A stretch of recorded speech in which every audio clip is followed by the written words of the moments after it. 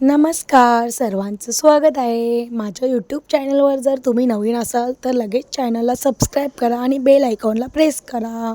आणि अशाच व्हिडिओसाठी माझ्या व्हिडिओला रोज लाईक, शेअर, कमेंट करत जा. आज मी बनवणारी आहे कोकणी स्पेशल पीठ भरलेली मिरची.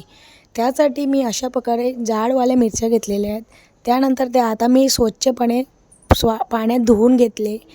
पाण्यात मिरच्या धुतल्यानंतर प्रत्येक मिरचीला मी मधून एक कट घालेन, जेणेकरून आपल्याला त्यातून पीठ पूर्णपणे भरता येईल. अशी मी एका प्रकारे सर्व मिरचींना कट घालून घेत आहे. आता सर्व मिरचींना जी मी कट घालत आहे ती सरळच घालायची आणि पूर्ण टोकाला कट घालायची नाही, नाहीतर मिरची कापेल आणि पूर्ण भरता नाही येणार. आता बघा, मी सर्व मिरचींना कट घातलेले आहे मधून.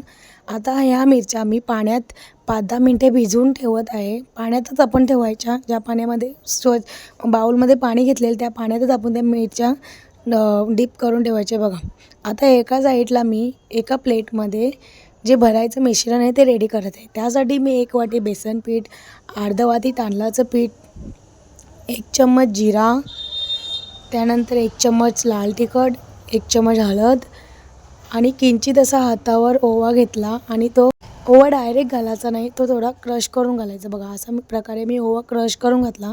त्यामध्ये चवीनुसार मीठ टाकलं आणि चम्मचने मी आपलं घरचं हिरवं वाटण मी त्यामध्ये घालत आहे.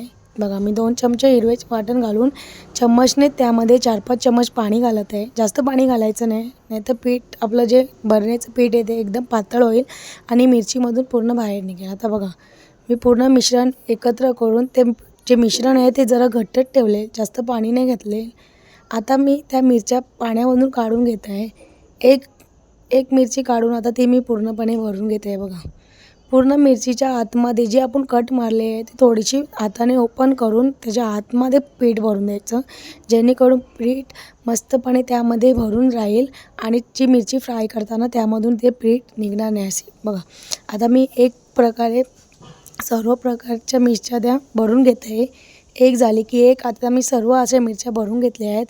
मिरच्या भरून झालेल्या आहेत. आता मी एक साईडला कढईमध्ये थोडंसं तेल गरम ठेवत आहे. बघा, आता मी तेल गरम करत ठेवायच्या आधी बघा दाखवते तुम्हाला सर्व मिरच्या कशा मस्तपैकी भरून झालेल्या आहेत.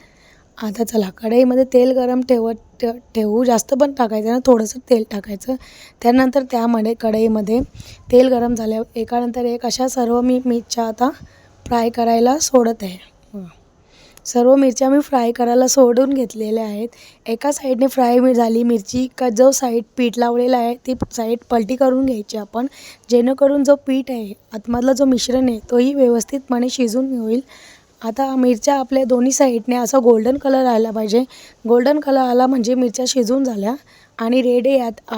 आपली पीठ भरलेली मिरच्या रेडी आहेत. बघा, कोणाला ही व्हिडिओ आवडली नक्की लाईक करा, शेअर करा, कमेंट करा, सबस्क्राईब. धन्यवाद.